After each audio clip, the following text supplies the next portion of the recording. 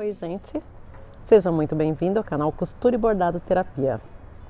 Bom, já passamos da metade do ano de 2020 e logo no início desse ano a gente foi surpreendido por essa pandemia e que logo ficou claro pra gente que a gente ia ter que usar máscara durante um período.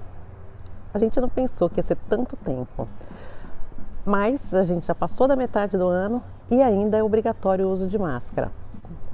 Essa, para mim, é a velha história do copo meio cheio e copo meio vazio.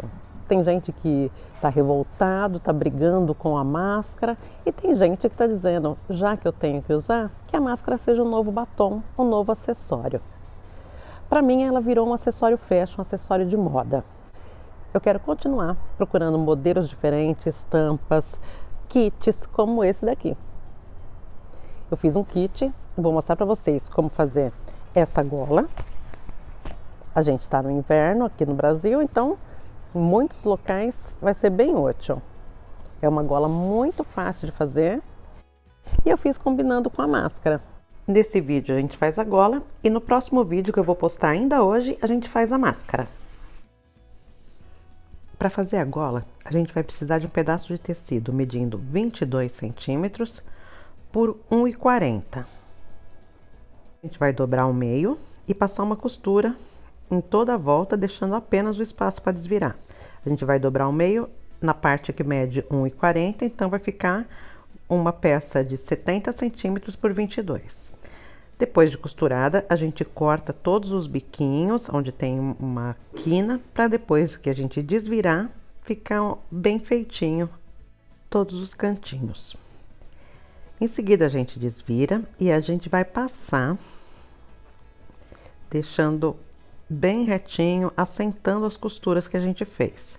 A gente aproveita na hora de passar, coloca a margem de costura da parte que a gente deixou aberta para desvirar, a gente coloca ela para dentro e deixa ela retinha para depois a gente fechar. Agora eu vou voltar para a máquina, passar uma costura, um pesponto. Em toda a parte onde eu passei uma costura, onde eu fechei com costura, eu faço o pesponto. E aproveito com esse pesponto, fecho a abertura que a gente deixou para desvirar. Feito o pesponto, a gente vai dobrar e marcar onde a gente vai colocar os botões e fazer as casas. A forma de dobrar é assim, sobrepondo as duas pontas. Agora eu vou marcar a altura que eu quero que fiquem os meus botões. Eu vou marcar da beirada do meu chale para dentro 3 centímetros. Essa é a altura dos botões. E a posição exata dos botões você escolhe. Você pode colocar 5 centímetros para dentro em cada extremidade. Ou você pode colocar, que eu gosto também, o primeiro, do centro para fora, eu marco 5 centímetros. E o segundo, eu marco mais 5, deixando um botão perto do outro. Dessa vez eu vou colocar um em cada ponta, mas é opcional. Você escolhe a posição que você quer o seu botão. Nessa peça, o botão é decorativo. Ele faz totalmente parte da decoração da peça. Então, eu escolhi um botão de madeira, puxado para um tom mais avermelhado para combinar com a estampa do meu xadrez.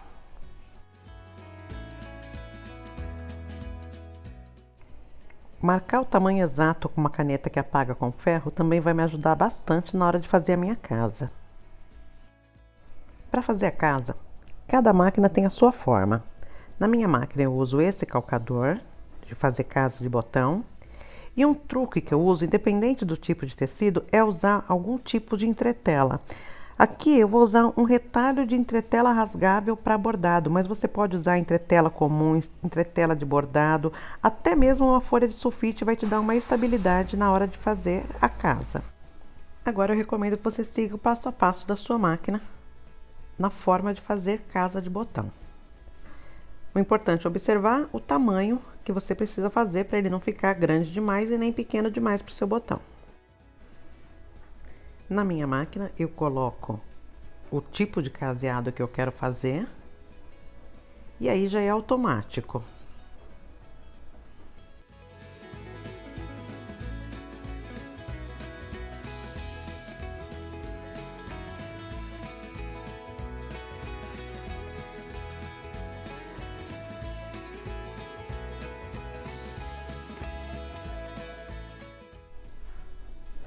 A entretela rasgável é só puxar, agora ela sai todinha. E aí eu vou abrir a minha casa usando um desmanchador de costura ou abridor de casa mesmo. Eu tenho um truquezinho que eu uso na hora de fazer isso, que é colocar um alfinete no começo e no final da minha casa, para não correr risco da minha mão acabar deslizando, o meu desmanchador tá muito amolado e acabar passando do que eu quero cortar. Assim, eu garanto que o meu cortador vai entrar no comecinho da casa e parar no final dela.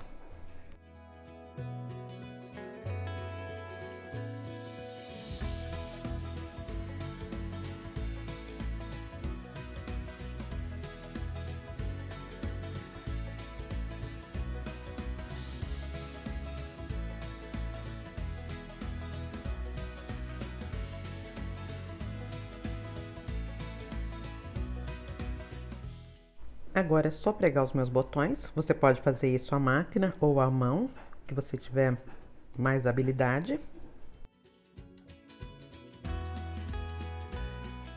Vou pregar a máquina usando o calcador de pregar botão. Abaixo os dentinhos da minha máquina e vou usar o zigue-zague. Eu costumei pregar botão sempre na máquina, não só pela praticidade que é pregar o botão na máquina, mas também na padronização. Os pontos ficam sempre igualzinho, a posição dele fica tudo muito padronizado, então eu prefiro pregar sempre a máquina. Se você não tiver acostumado a costurar o botão na máquina, mas quiser experimentar, uma dica que eu posso te dar é: faça os primeiros pontos rodando o volante da sua máquina. Não vá direto pisando no acelerador, porque se o zigue-zague não tiver batendo um ponto em cada buraquinho do botão, pode quebrar a sua agulha. Se eu vejo que vai pegar no botão, eu aumento um pouquinho ou diminuo um pouquinho o tamanho do ponto. E aí sim, quando ele entra, sai de um buraquinho e entra no outro direto, aí eu sei que o zigue-zague está certinho e deixo dar mais ou menos uns 10 pontos. E para finalizar o botão, eu dou 5 pontos dentro do mesmo buraquinho. Tiro do zigue-zague, rodo com a mão mesmo, 5 pontinhos e aí eu corto a linha.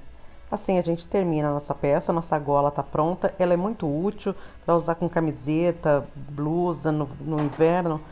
Fica um cachecol com botões. É muito bonita, elegante e muito útil.